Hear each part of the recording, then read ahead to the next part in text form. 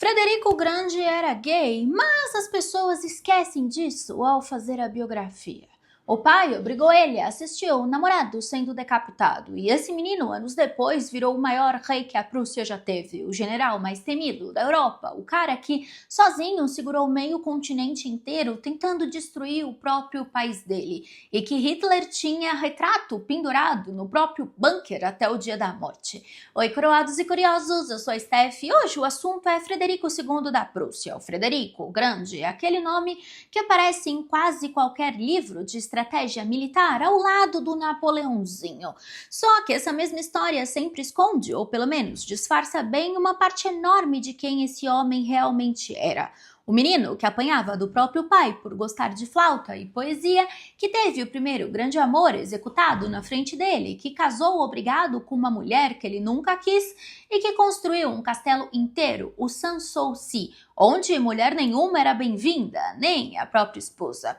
O Frederico nasceu em 1712, filho do rei Frederico, William I, e ele, herdeiro, saiu completamente ao contrário do pai. Gostava de flauta, de poesia francesa, filosofia, ficava acordado de noite, lendo escondido em latim e francês, e o filho, nascendo sensível desse jeito, artístico, fascinado por tudo que era francês e refinado, foi para o rei soldado quase uma traição pessoal. O pai odiava isso, chamava o filho de afeminado e batia nele em público. Em determinado episódio, ele bateu com a própria bengala no rosto do filho até sangrar o nariz, na frente de um embaixador estrangeiro.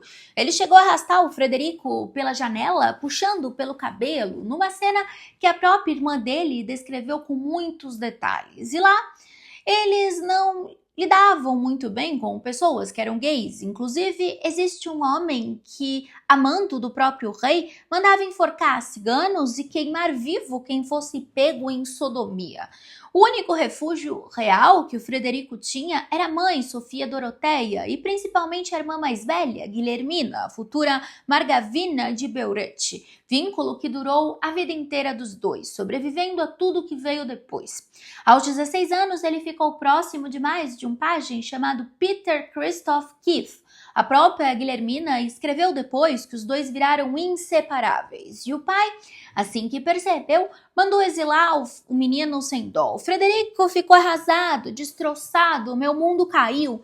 Só que isso não ensinou ele a se esconder melhor, não. Alguns anos depois, já com 18, ele ficou próximo de novo, dessa vez de um oficial chamado Hans Hermann von Katte, 8 anos mais velho, culto, com um jeito de mundo que o Frederico admirava. E os dois ficaram tão grudados que um cortesão da época, o Karl Ludwig von Poniatowski, escreveu que os dois se tratavam como um amante tratava o próprio amante. E foi com Katte que o Frederico bolou um plano de fugir de vez da Prússia, rumo à Inglaterra, onde ele tinha parentes do lado da mãe. A fuga aconteceu durante uma viagem ao longo do Reno, em agosto de 1730, perto de Mannheim. Os dois acabaram sendo pegos antes de chegar à Inglaterra e entregues por um primo do próprio Katte. O pai tratou aquilo como traição contra o Estado, não fuga de um adolescente sufocado, traição mesmo. A sentença de morte do Frederico acabou mudada, porque ele era o herdeiro. Mas olha só, o rei estava querendo mesmo executar o filho, mas ele foi barrado, pra você ter noção. O namorado do filho não teve a mesma sorte e foi decapitado na frente do Frederico em 6 de novembro de 1730. O Frederico gritou em francês pedindo perdão para o próprio Katte: "Por favor, me perdoe, meu querido Katte, em nome de Deus", e desmaiou no exato momento em que o machado caiu. O Katte, segundo o relato que sobrou, respondeu que não tinha nada para perdoar e teria dito que ainda morria com a consciência tranquila, olhando para a janela onde o príncipe estava acorrentado. O Frederico então tinha 18 anos e assistiu o primeiro grande amor da vida dele morrer degolado, por ordem do próprio pai, como punição por ter tentado fugir de casa. E esse é o tipo de trauma que o pessoal não costuma nem mencionar quando fala do grande rei guerreiro, o Grande, que revirou depois. Historiadores modernos como Tim Blaney trata esse episódio como ponto de virada psicológico central da vida inteira dele, que explica boa parte do homem frio, sarcástico e workaholic que ele viraria depois. E o castigo não parou na cena da janela, não. O pai obrigou o Frederico a trabalhar como funcionário da administração local de Custrin, aprendendo burocracia de baixo escalão como se fosse um escrituário qualquer, na tentativa deliberada de humilhar e endireitar o próprio filho à força durante um ano. Ele só retornou à corte quando aceitou se casar.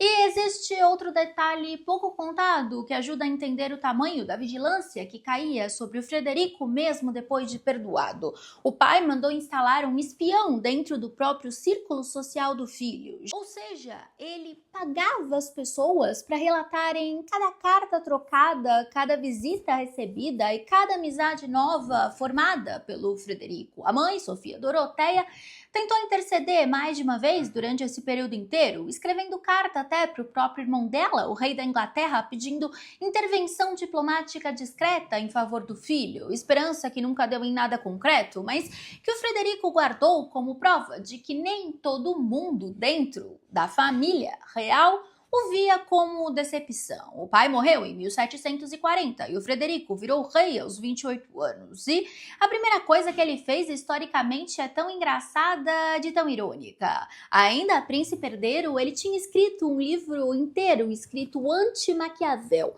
refutando ponto por ponto o príncipe do Maquiavel, argumentando que um rei bom governa com moral e exemplo, não com manipulação cínica. Publicado com a ajuda da edição do próprio Voltaire, saiu impresso em setembro de 1740, poucos meses antes de Frederico, já rei, invadir território austríaco sem aviso nenhum. No exemplo mais cínico e mais calculado de que a real política era um manual, literalmente, do livro, ou seja, o que não fazer. Mas por que ele invadiu o território dos Habsburgo? Bem, o imperador austríaco Charles VI morreu em outubro de 1740, deixando o trono para a filha, Maria Teresa, que eu preciso fazer um vídeo sobre ela. Ela é a mãe da Maria Antonieta e ela foi bem foda. O Frederico enxergou brecha nisso, mobilizou o exército, mandou ultimato em setembro exigindo a Silésia, um território rico com agricultura forte, minério e uma cidade comercial próspera, e sem nem esperar resposta, cruzou a fronteira em 16 de dezembro de 1740. Começava a Primeira Guerra da Silésia e com ela a reputação militar que definiria o resto da vida do Frederico. A estreia não foi nada gloriosa na Batalha de Moulins em abril de 1741. A cavalaria austríaca esmagou o flanco do Frederico e ele fugiu do campo de batalha e quase foi capturado por um hussardo austríaco na fuga. Só que a infantaria prussiana, treinada com rigor absurdo pelo próprio pai que ele tanto odiava, segurou e virou o jogo sozinha. Sem o rei, o Frederico só soube que tinha vencido na manhã seguinte. Ele tratou aquela humilhação como uma escola. Nunca mais abandonou tropas em campo, reformou a cavalaria fraca, que quase custou a vida dele, e construiu a partir dali a disciplina implacável que ia virar marca registrada. A Silésia virou prussiana de vez com o Tratado de Breslau em 1742, confirmada de novo depois de uma segunda guerra entre 1744 e 1745. E aí veio o pesadelo de verdade. Em 1756, uma reviravolta diplomática inteira virou a Europa contra ele. Áustria, França, Rússia, Suécia e a Saxônia todas estavam alinhadas com o objetivo declarado de desmembrar a Prússia de vez. O Frederico, cercado, atacou primeiro, invadindo a Saxônia, e começava a Guerra dos 7 Anos, o momento em que ele deixou de ser só rei conquistador para virar uma lenda militar de verdade.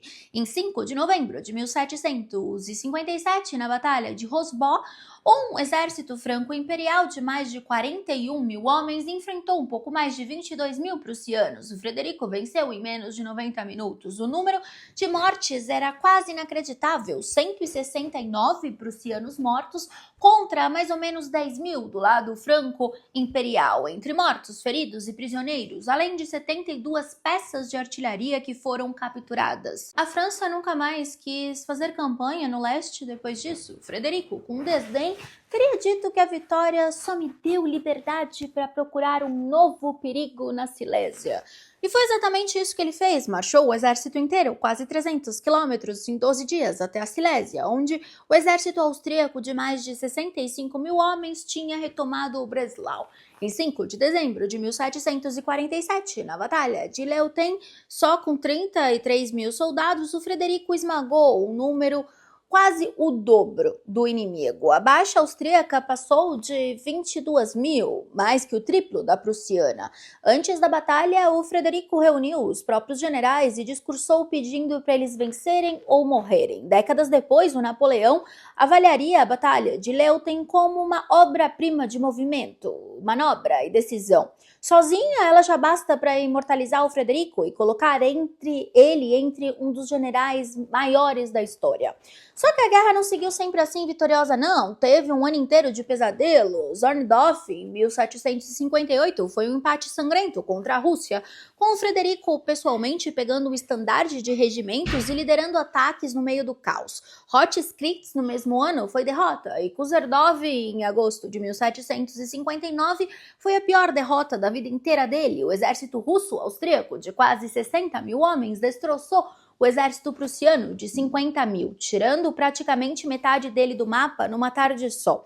O Frederico escreveu, sem esconder o desespero: "Não vou sobreviver a isso, acho que tudo está perdido, adeus para sempre."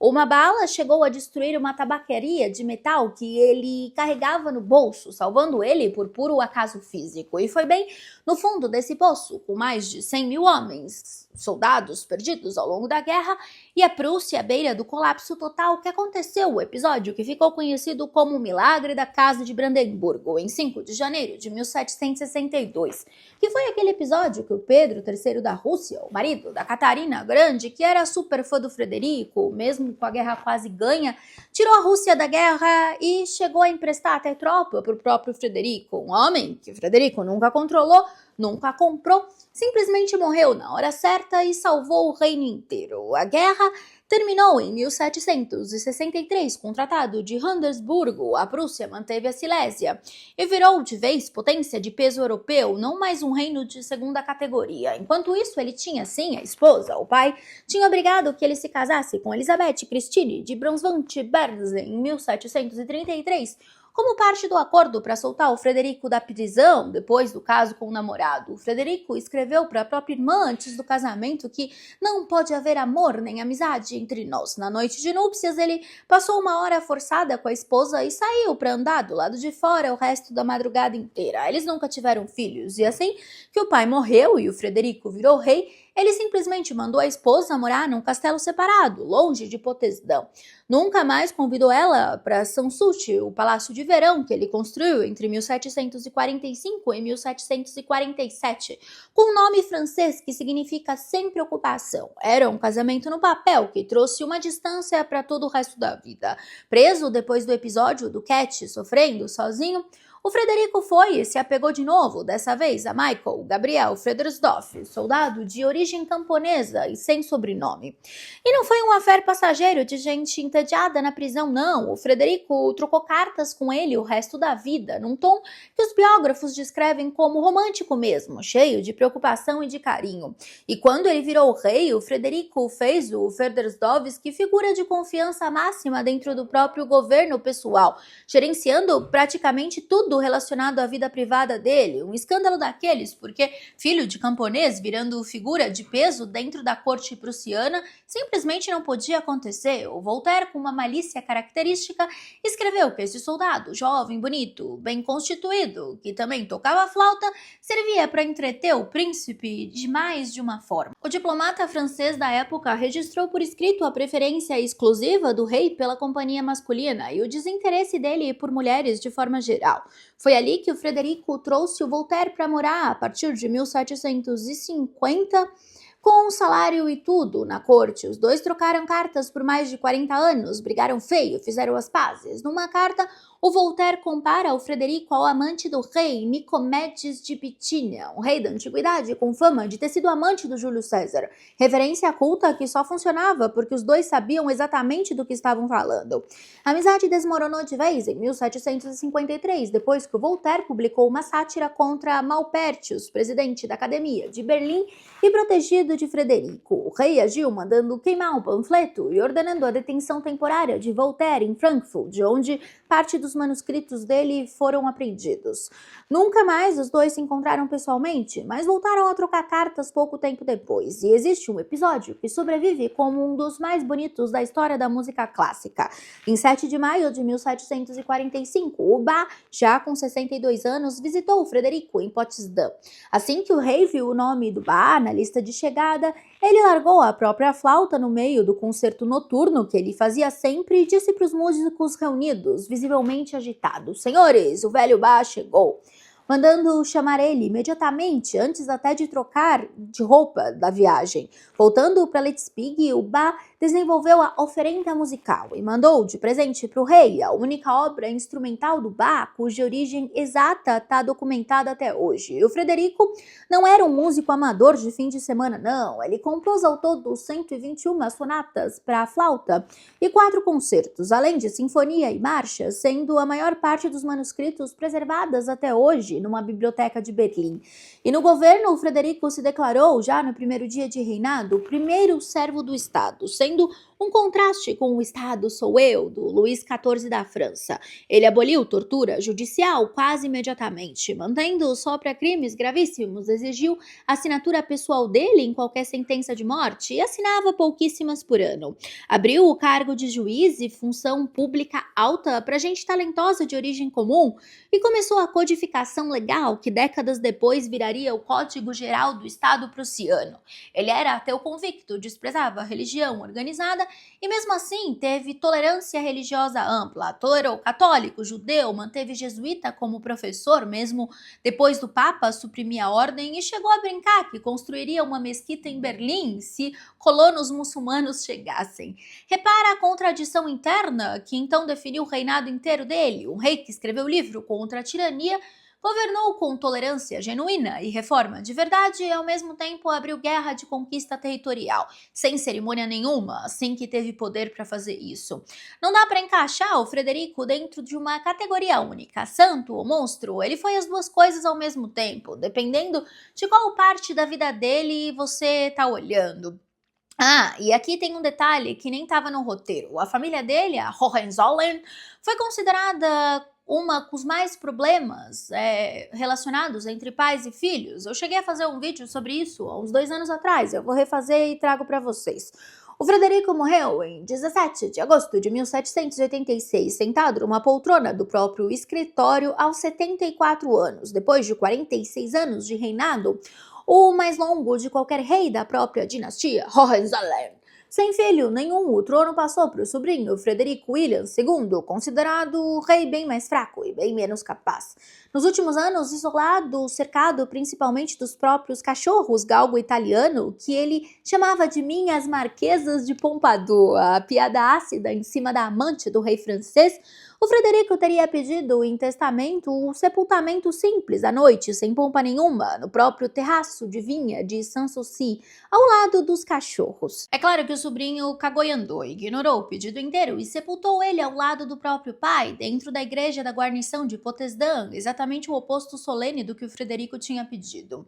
Ao longo do século XIX, historiadores alemães reconstruíram Frederico como um herói romântico, guerreiro e mito de unidade nacional. Virou Alter Fritz, Velho Fritz, figura afetuosa do folclore popular e ao mesmo tempo símbolo que a Prússia tinha direito histórico de liderar a Alemanha inteira. O Bismarck unificando a Alemanha décadas depois pelo sangue, pelo ferro, usando essa herança sem pudor nenhum. Voltaire já tinha resumido a ironia décadas antes com a frase que ficou famosa: a Prússia não era bem um Estado com um exército, era um exército com um Estado. E foi exatamente esse mito que o nazismo sequestrou de vez no chamado Dia de Potsdam, em 21 de março de 1933, encenação montada por Goebbels dentro da própria igreja da guarnição sobre o túmulo de Frederico fez com que o Hitler curvasse cerimonialmente diante do presidente Hindenburg, encenando continuidade direta e propositalmente falsa entre a Prússia do Frederico, o Império do Bismarck e o próprio Terceiro Reich. Dias depois veio o ato de habilitação, base jurídica da ditadura